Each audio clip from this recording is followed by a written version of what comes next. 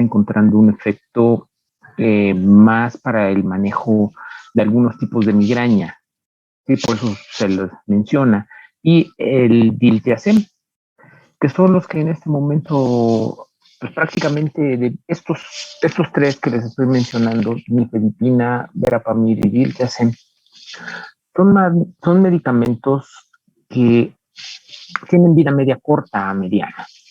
Eso implica que el medicamento lo tengas que estar tomando cada 8, cada 12 horas, dependiendo de la respuesta que tenga el paciente. Entonces, la tendencia actual terapéutica cuando se emplean los calcio antagonistas, que es el nombre, o calcio bloqueadores, la tendencia terapéutica se está dando más sobre dos de este grupo que tienen una vida media más larga. Tal es el caso del amlodipino y el felodipino, que son los de vida media más larga y que nos da una cómoda posología. Sobre todo, como les he estado explicando, la terapéutica en caso de problemas agudos es más recomendable que nosotros utilicemos fármacos de vida media corta, mientras que para las enfermedades crónicas, que es el grueso, nos conviene mucho el utilizar fármacos de vida media larga. ¿Por qué? Porque de esa manera nosotros utilizamos el medicamento una vez al día.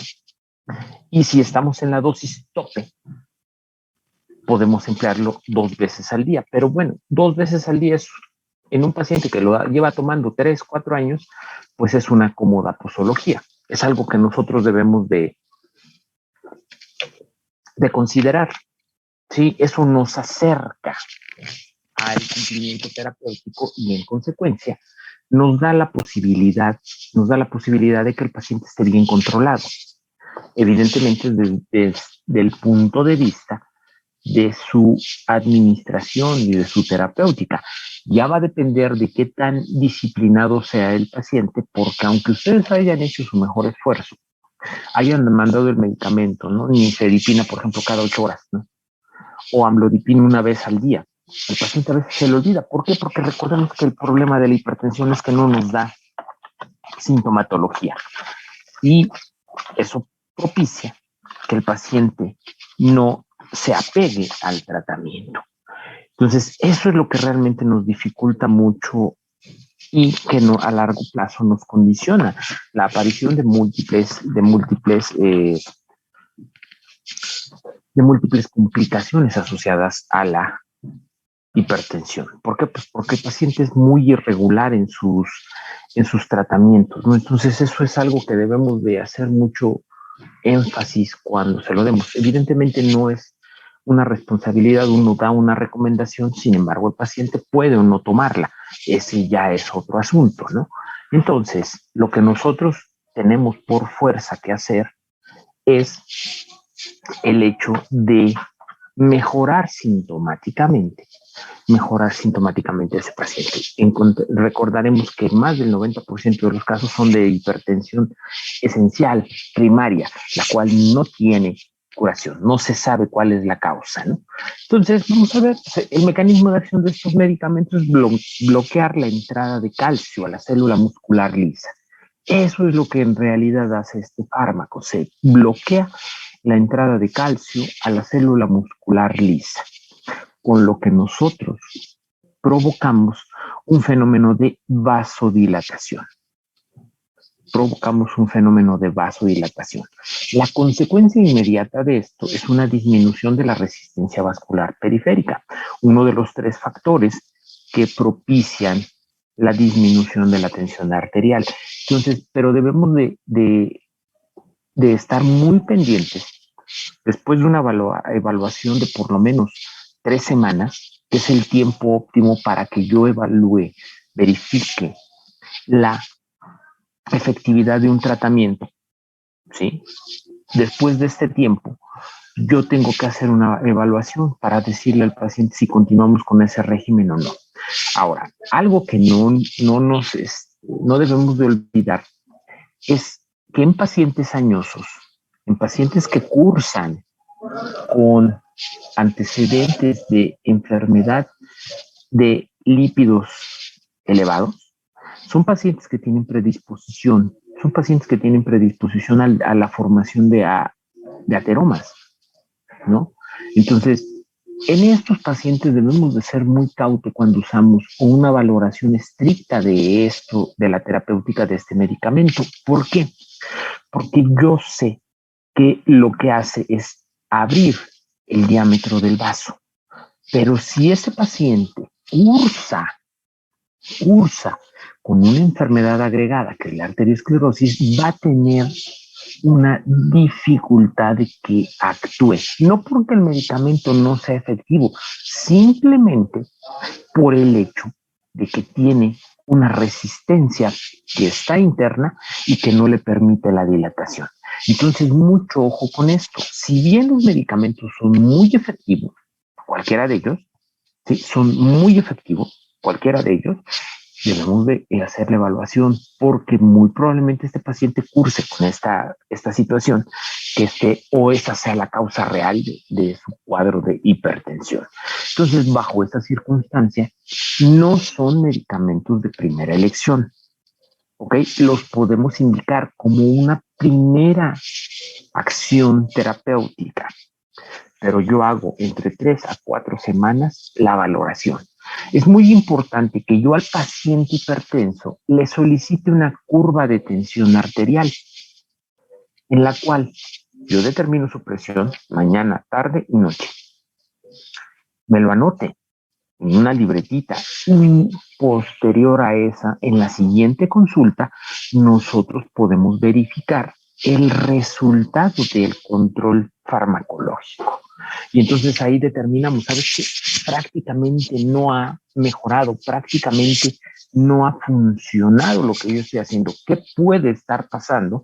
Puede estar pasando que ese paciente ya tenga las arterias esclerosadas por la presencia de la grasa. Entonces, bajo esta circunstancia, es un medicamento que no va a sernos eficientes. Nos está metiendo esto en un grave problema, porque cuando yo quiera usar otro vasodilatador, a lo mejor me va a ocurrir la misma situación y el paciente no le voy a poder ayudar cuando se esté infartando. ¿Les queda claro? ¿Les queda claro esa situación? Entonces, deben de estar muy al pendiente. Por eso es tan importante que nosotros hagamos una medicina realmente preventiva. Y la mejor forma de hacer una medicina preventiva es en ustedes. Desde ahorita, no por el hecho de que estén en el área médica, no quiere decir que ustedes no se van a enfermar de algo o no van a padecer algo. Entonces, lo más preciado que nosotros tenemos después de la vida es la salud. Entonces hay que preservarla en medida de lo posible para no tener la necesidad de tomarlo. Ahora, va a haber líneas familiares donde que ya saben que todos son hipertensos, ¿no? Todos son hipertensos y pues ni hablar, ¿no? Nos tenemos que resignar a esa situación. Bueno, pues, bajo esa circunstancia, entonces, pues ya sabemos que a determinado tiempo yo estoy con el padecimiento ya establecido, pero iniciar tempranamente esto para evitar las complicaciones. ¿Queda claro? Entonces, las propiedades farmacológicas de estos vasodilatadores se dan en la disminución inicial de la resistencia vascular periférica. Un dato muy importante, me aumenta el flujo coronario, me da, debido a esto, a una vasodilatación sobre las coronarias. Y el resultado de esto es una disminución de la tensión arterial. Estos medicamentos, específicamente nifedipina, tienen una absorción casi completa y la concentración máxima del mismo se alcanza de entre 1 y 3 horas. La vida media de la nifedipina es de 3 a 4 horas. Vida media de la nifedipina está en 3 a 4 horas. Vean la diferencia con el verapamil. Fíjense bien con el verapamil. Tiene una biodisponibilidad baja. ¿De cuánto? Del 20%. Es decir, el 80% del fármaco sufre metabolismo de primer paso. Súmenle que ese verapamil tiene una vida media de 5 horas.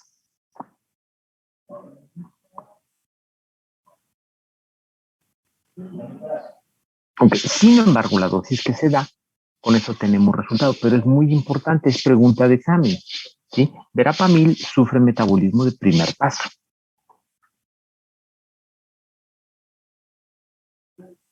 ¿Sí? Su vida media, entonces, 5 horas. Diltiazem se absorbe casi completo. Su vida media del diltiazem, la vida media del diltiazem también está en 5 horas. Pero una característica importante, diltiazem se metaboliza por desacetilación.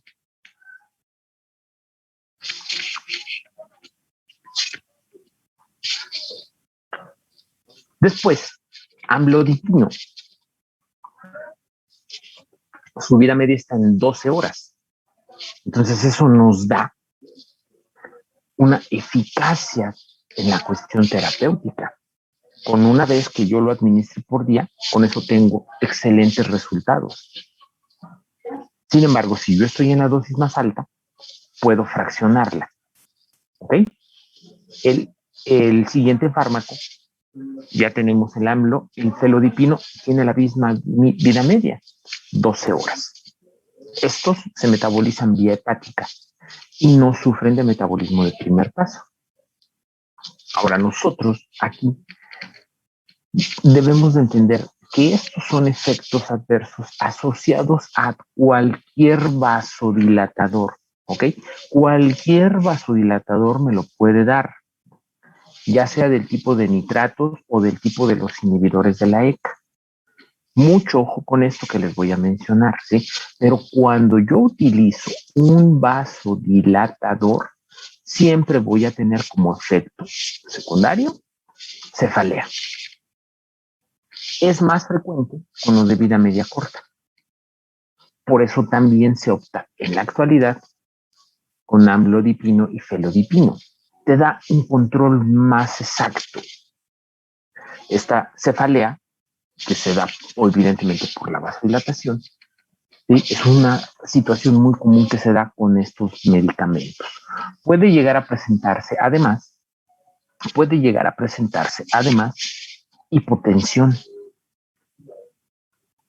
Puede haber alteración en la sensibilidad digital, lo que se conoce como disestesia.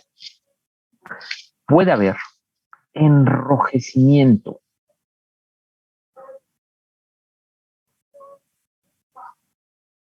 ¿Sí? Lo que nosotros conocemos como rubor. La piel, además, la pueden sentir caliente.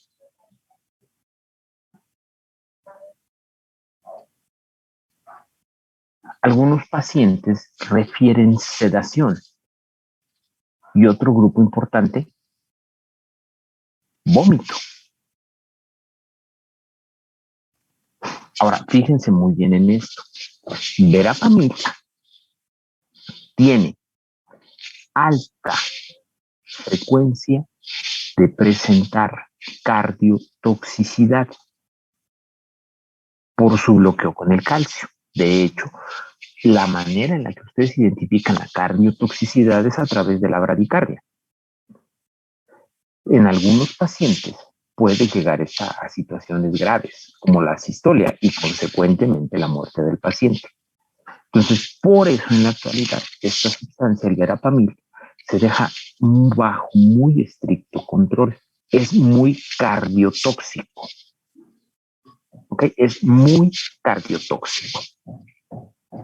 Sin embargo, les mencionaba en un inicio, se está utilizando en algunos casos y les está dando muy buen resultado en el manejo de migraña.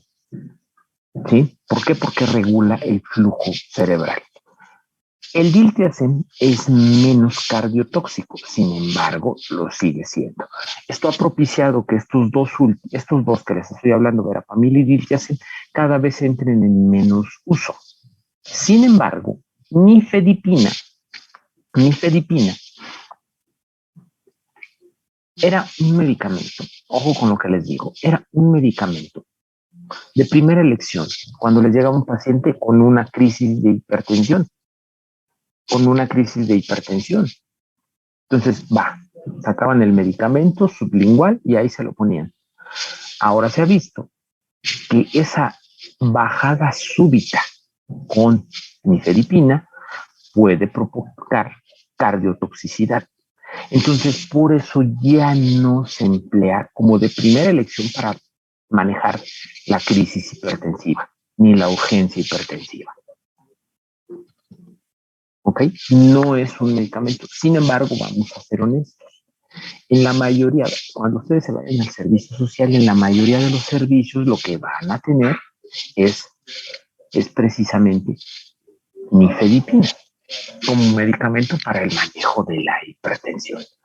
El problema es que este medicamento se tiene que administrar 10 miligramos cada 8 horas, empezando con esa dosis y como dosis tope, 30 miligramos cada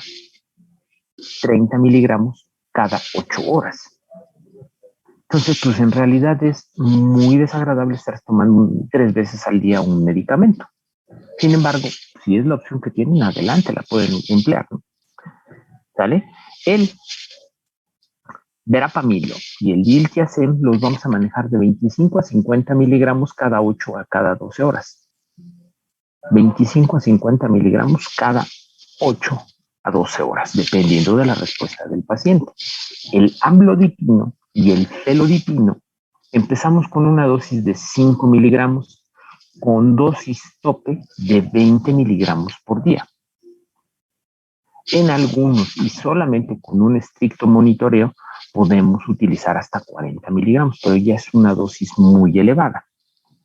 Si no está funcionándonos a esta dosis, quiere decir que el paciente ya tiene muy endurecidas las arterias y no vemos claramente la acción. ¿Vale? Entonces empiecen en 5, evalúen, pero es esencial para tener un buen control del paciente con hipertensión la curva de hipertensión 3 veces al día. Y ya que el paciente tiene un buen control, entonces nosotros ya podemos hacer esta curva de todos los días. Esa es una de las grandes molestias que se cuenta con el paciente, porque esto es fluctuante. Va a haber días en los que la presión esté bien, va a haber días en los que la presión se suba. ¿Por qué? Porque evidentemente la presión responde a la cuestión simpática. Si nosotros estamos bajo una situación de estrés, si nosotros nos encontramos bajo una situación de angustia, pues las cifras tensionales van a estar elevadas. Entonces, indicaciones de los calcio antagonistas, tenemos la primera para el manejo de la hipertensión arterial. Segunda indicación, por el efecto muy importante que tiene sobre coronarias, se puede usar para la angina. Son drogas que funcionan como antiarrítmicos, acuérdense, es un antiarrítmico, por eso es cardiotóxico y además puede ser coadyuvante en el manejo de la insuficiencia cardíaca.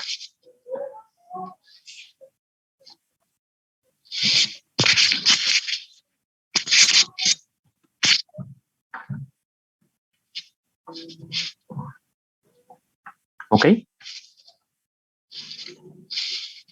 La sesión pasada, uno de sus compañeros habló de un medicamento que les decía que se había confundido, ¿se acuerdan?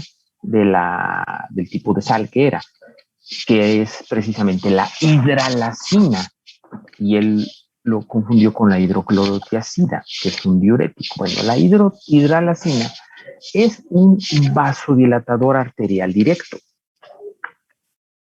Trabaja incrementando la formación o activando la guanilato ciclasa, provocando un incremento en la concentración intracelular de GMP cíclico.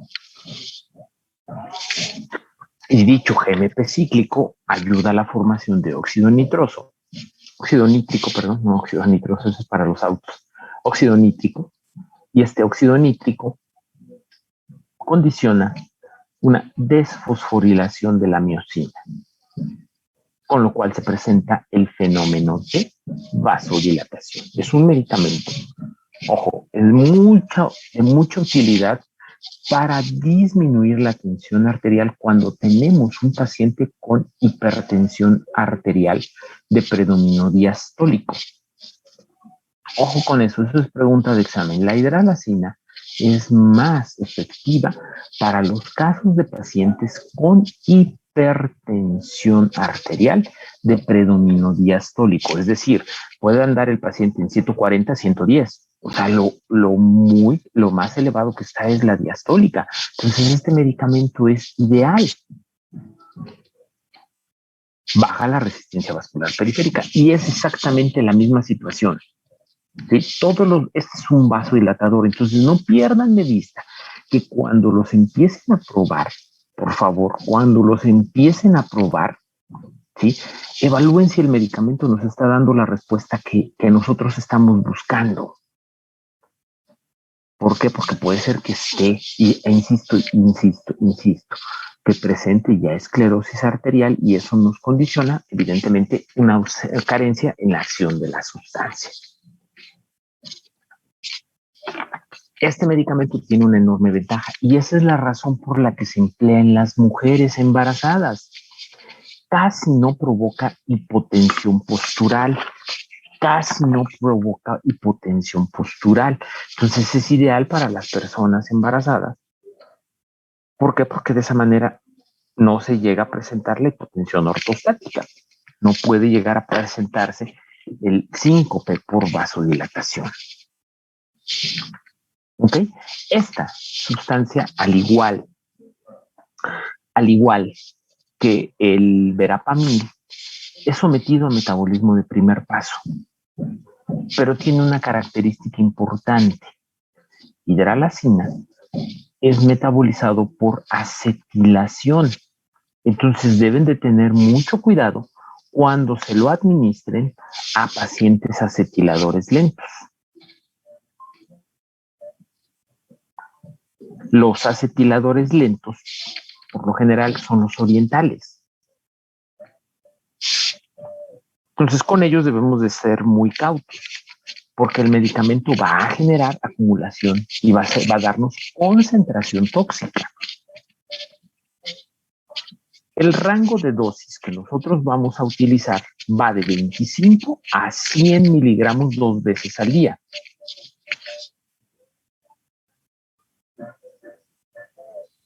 ¿25 a 100 miligramos 2 veces al día?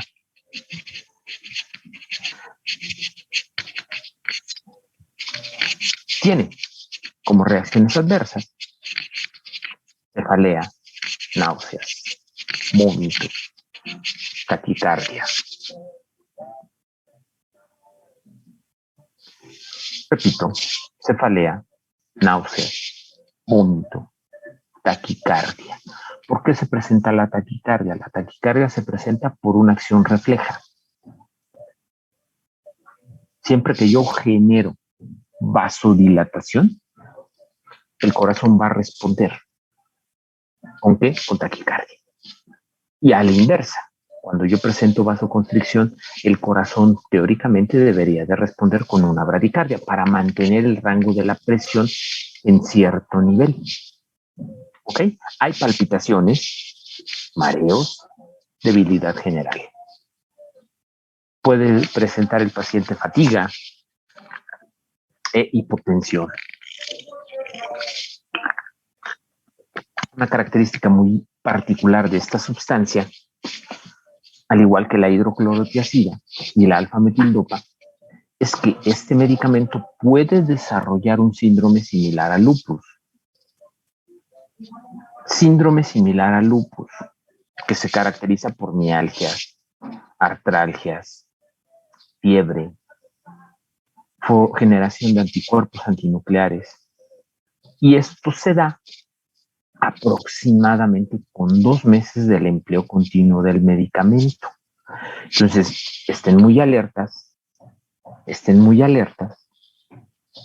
si un paciente les refiere todas estas sintomatologías, sobre todo el dato cardinal de ello es las mialgias.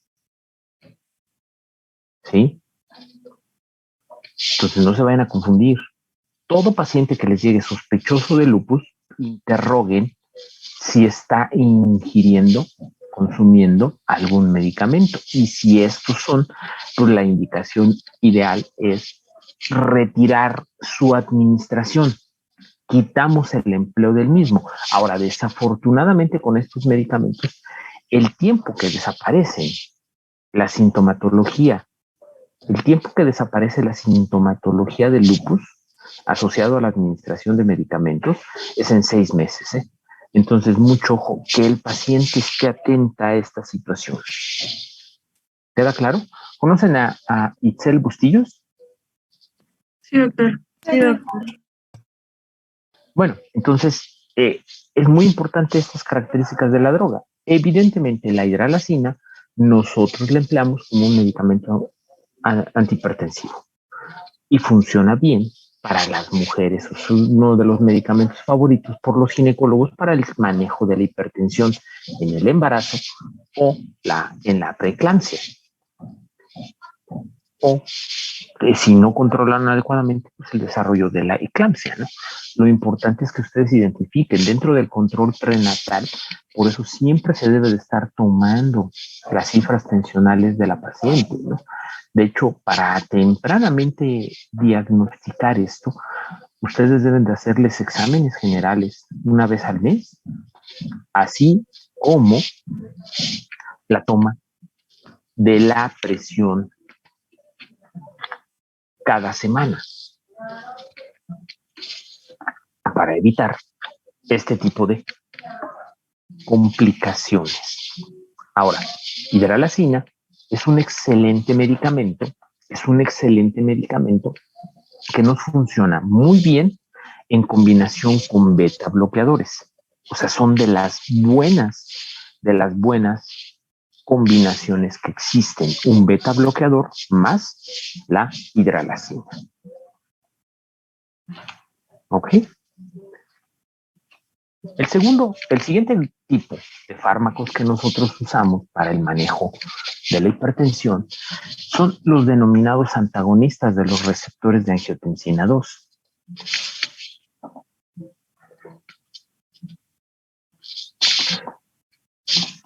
Los antagonistas de los receptores de angiotensina 2.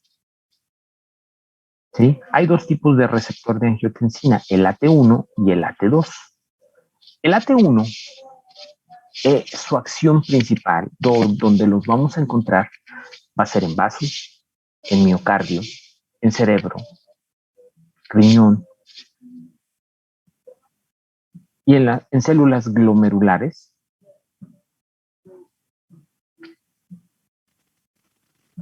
¿Sí? En zonas glomerulares, mientras que el AT2 lo encontramos en atrio, lo encontramos en células fetales, en cordón umbilical. Los que básicamente estos medicamentos bloquean el receptor AT1 y de ahí la gran utilidad terapéutica que contamos. El primero de estos es el losartán. Es el primero que fue desarrollado. Bueno, de hecho, aprobado, porque realmente hay otro más antiguo que se llama saralacina, pero prácticamente este medicamento nada más abrió la puerta para el estudio de ellos y no se siguió por los efectos adversos que tenía, que contaba con hepatotoxicidad. Entonces se desarrolló posteriormente el losartán. Es un medicamento que tienen, en general, los inhibidores los antagonistas de los receptores de angiotensina 1 son medicamentos de la angiotensina 2, perdón, el AT1 bloquean específicamente este receptor, son medicamentos de vida media larga, entonces son muy útiles porque nos dan una cómoda posología. El losartán se maneja de 50 a 100 miligramos por día. Quizá es uno de los más extendidos en su uso, precisamente por lo viejo, ¿no? El segundo de estos es el candesartán. Candesartán. Este se emplea en dosis de 4 a 32 miligramos. Es más potente. El tercero de estos antagonistas tenemos al irdesartán. Es menos potente, entre 150 y 300 miligramos por día. Después tenemos al valsartán, que viene entre 20 a 160 miligramos y esta es la dosis que nosotros vamos a utilizar cada 12 horas. Empiecen siempre con la dosis más baja y observen la respuesta del paciente. Empiecen con 20 en 1 a 2 semanas. Ya bajó, ¿cómo se siente? Por eso es muy importante que ustedes estén monitoreando para que puedan ustedes identificar la dosis exacta y tener el mejor control con ese paciente. Después tenemos al telmisartán. Quizá de todos es el más conocido de todos, aunque no es de los más recientes, ¿no? El telmisartán se emplea en dosis de 20 a 80 miligramos por día.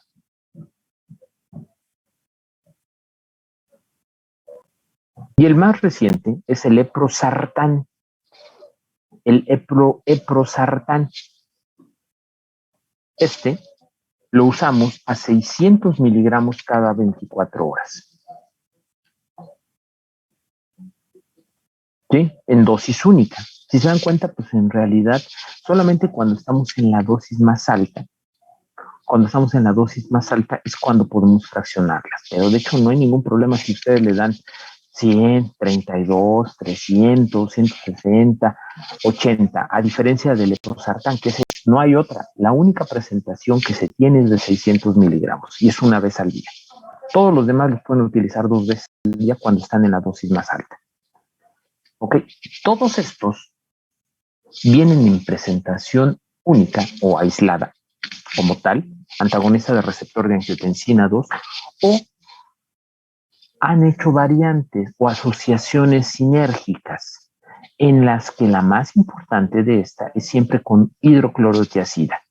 Y ahí van a encontrar 2 presentaciones. Por ejemplo, telmisartán 20, 40, 80, simple, o telmisartán con 20, 40, 80, más 12.5 miligramos de hidroclorotiazida.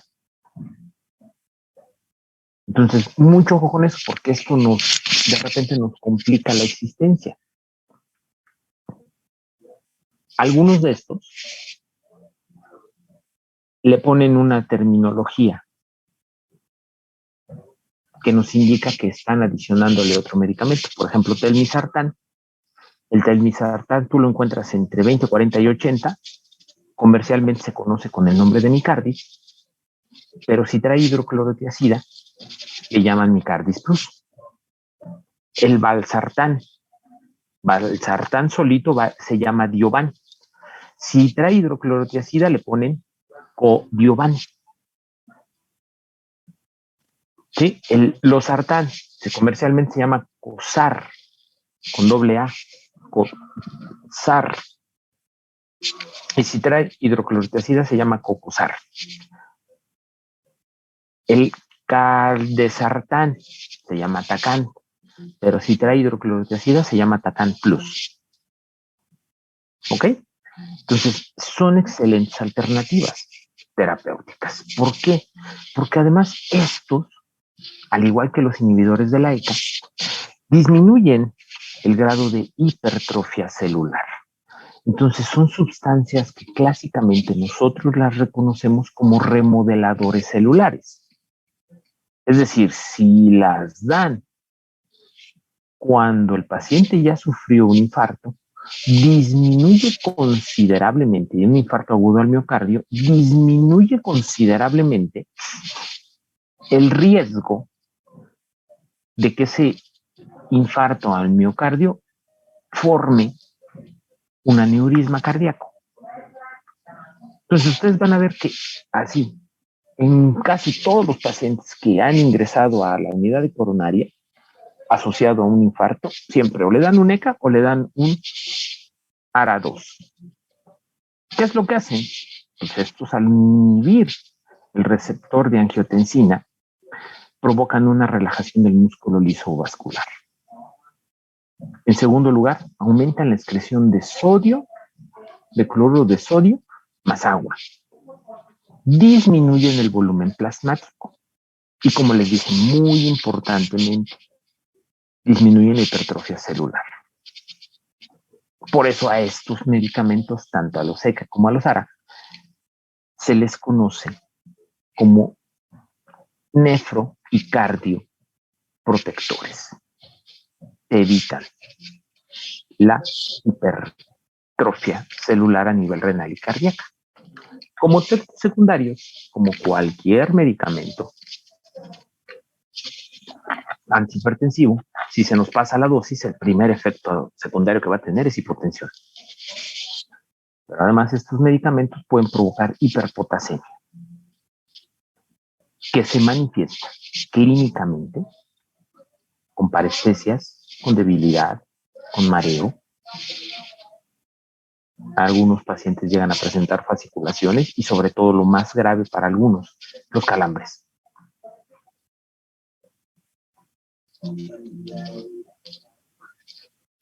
Pueden. ¿Sí? Entonces, indicarlos en el manejo del paciente con hipertensión, en el manejo del paciente postinfartado.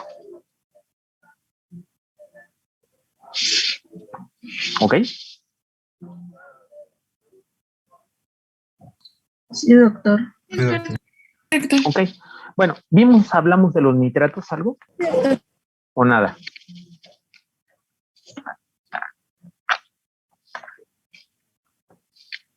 ¿Jóvenes? Niños. ¿Hablamos de nitratos o no? Creo que no, doctor. A ver, bueno, hay dos nitratos. Nitroglicerina y el isosorbide. Estos dos medicamentos, que se conocen como nitratos, son medicamentos que, fíjense bien, tienen una característica muy importante. En ellos es muy marcado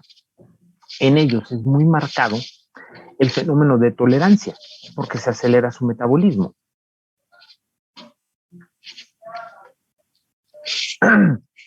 Entonces, van a encontrar ustedes que son muy dados los médicos a que en la fase aguda de la angina o del infarto propiamente dicho, el paciente le prescriban por 12 horas el medicamento y suspensión de 12 horas. Esto, jóvenes, es un error garrafal, porque yo tengo al paciente en este momento con la crisis de forma aguda. Entonces yo debo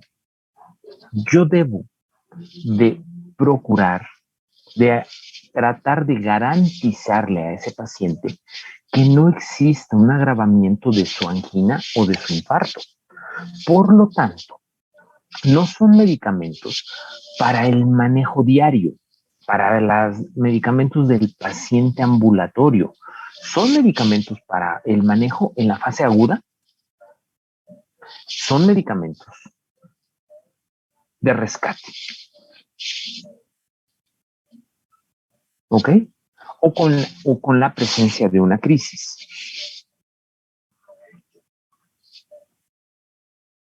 Es decir, yo los debo de usar si el paciente me presenta en este momento la angina.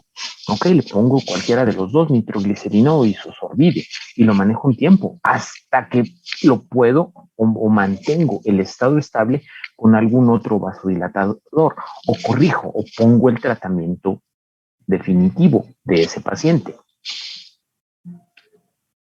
¿Se entendió? O sea, yo lo uso 7 días, 10 días, en lo que alcanzo niveles buenos de otro vasodilatador y suspendo este. Pero lo dejo como un medicamento que va a ser de rescate. Pasan 3, 4 meses, el paciente tiene otra crisis porque no se ha resuelto el problema, ya sea a través de una angioplastía con la colocación de un stent, ¿sí? Y en cada esfuerzo que hace, pues puedo yo utilizar este medicamento porque es muy efectivo. Son muy efectivos. Sin embargo, no es para que el paciente se lo esté tomando cada 8 horas, o cada 12 o cada 24. Eso sí, no. ¿Por qué? Por el riesgo de presentar tolerancia. Este medicamento no es diferente a la hidralazina ni al nitroprusiato de sodio. Es decir, ¿qué es lo que hace? Activa a la guanilato ciclasa. Dicho activación, aumenta otra vez GMP cíclico, con formación de óxido nítrico. Esta activación provoca desfosforilación de la miosina y condiciona relajación. Esto se nota predominantemente en músculo liso arterial y venoso. Disminuye la resistencia vascular pulmonar, disminuye la tensión arterial. Ojo, aunque disminuye la tensión arterial, no son medicamentos para el manejo de la tensión arterial elevada. No los debemos de usar para la hipertensión, por ese riesgo de tolerancia. Lo más importante dentro de los efectos deseables que tiene esta sustancia, lo más deseable de esto es que aumenta el flujo coronario. Aumenta el flujo coronario. Eso nos ayuda para el manejo ya sea de la angina o cuando el paciente está infartado o se está infartando, que sería lo ideal, ¿no? Es uno de los medicamentos que se le tiene que poner a toda persona que presenta dolor precordial. Es más, ese debería de traerlo casi todas las personas arriba de 50 años en su bolsa, porque no sabemos en qué momento, si no se hacen estudios, ¿no? Entonces, el medicamento está indicado, repito, para la angina en la fase aguda o agudizada de la insuficiencia cardíaca congestiva, ya que aumenta el volumen minuto, disminuye el edema pulmonar y periférico en el infarto agudo al miocardio. Insisto, solamente en la fase aguda, pero en esa fase aguda me refiero a que si el paciente está con angina y ha sido diagnosticado como angina inestable, que ese es el diagnóstico primario con el que se hace el diagnóstico, o está en insuficiencia cardíaca, o está en una crisis de insuficiencia cardíaca, o bien se infartó, el medicamento no se suspende. El medicamento se tiene que administrar las 24 horas del día. ¿Les queda claro esto, jóvenes? No cometan el error de, por el riesgo de la tolerancia, 12 horas de medicamento por 12 horas de ausencia, porque ahí el paciente en ausencia de medicamento puede agravarse, puede infartarse nuevamente o magnificar el tamaño del infarto.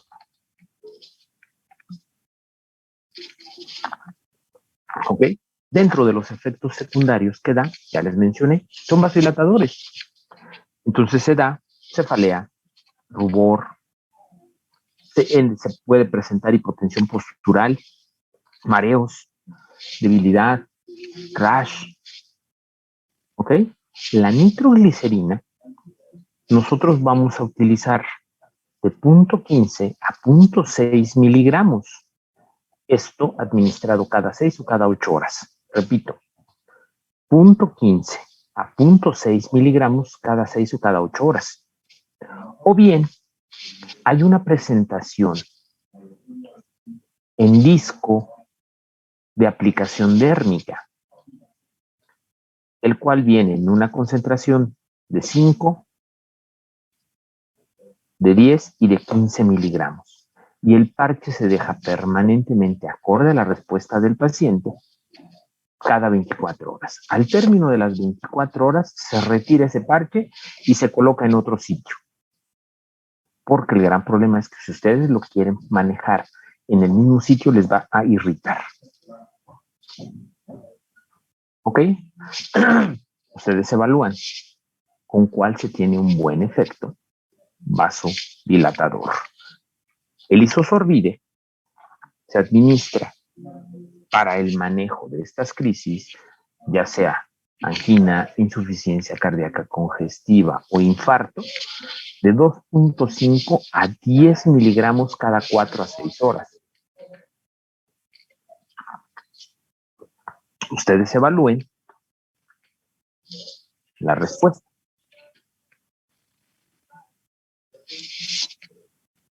¿Ok? ¿Cada cuánto, doctor? Perdón. Cada 4, Leslie, cada 4 a 6 horas. Gracias. ¿Sí? Varía el rango de dosis 2.5 a 10.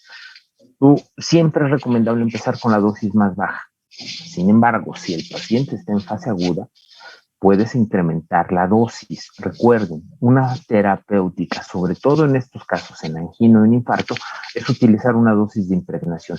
A mí no me importa, en un sentido figurado, que el paciente presente cefalea.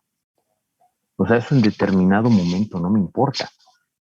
Él puede tener cefalea, puede presentar rash, puede presentar enrojecimiento o rubor. No me importa.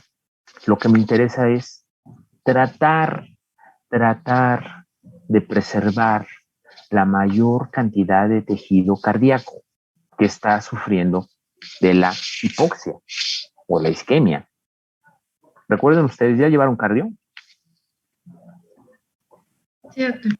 Sí, ok. Recuerden que hay 3 fases, bueno, 3 etapas o 3 zonas en el tejido miocárdico que está sufriendo el infarto. La primera, la del infarto propiamente dicho. Después tenemos la de una zona que se conoce como zona de penumbra. Y por último, una zona de tejido transicional, pero que es sano. La penumbra también es un tejido sano, pero está más propenso a que se infarte. Entonces, nosotros con el empleo de estos vasodilatadores del tipo nitratos, lo que nosotros vamos a tratar de asegurar a ese paciente es que la zona de penumbra, en lugar de que siga con tendencia a infartarse, que esa zona de penumbra pase a tejido sano. ¿Por qué? Porque hemodinámicamente, funcionalmente, ¿sí? Hemodinámicamente y funcionalmente, ¿sí? Me va a resultar más correcta, más adecuada la vida de ese paciente. Es decir, si yo minimizo el tamaño del infarto, el paciente va a poder tener una mejor calidad de vida, con mínimo de complicaciones. ¿Queda claro? Sí, doctor. Entonces es muy importante establecer esta terapéutica en las etapas tempranas del infarto. ¿Para qué? Para que le llegue el mayor flujo sanguíneo a esa zona que está sufriendo de isquemia, con la finalidad de que a futuro ese paciente pueda, ¿sí?, tener una mejor calidad de vida.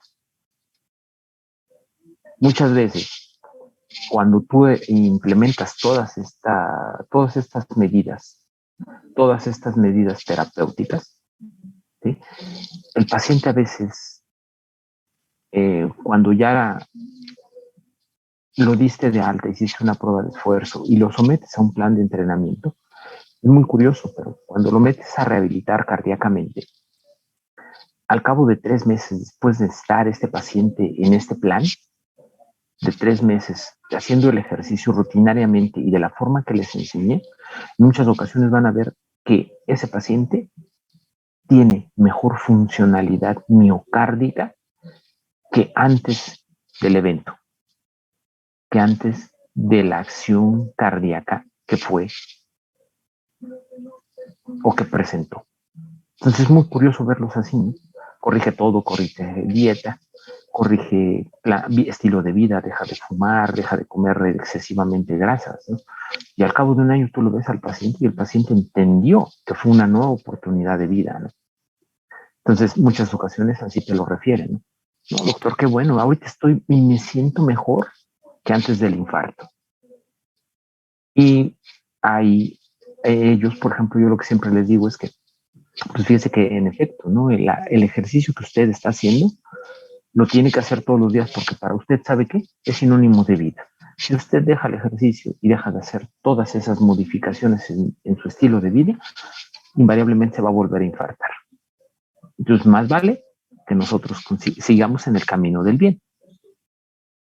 ¿Ok? Bueno, vámonos al receso, jóvenes. 10 minutos.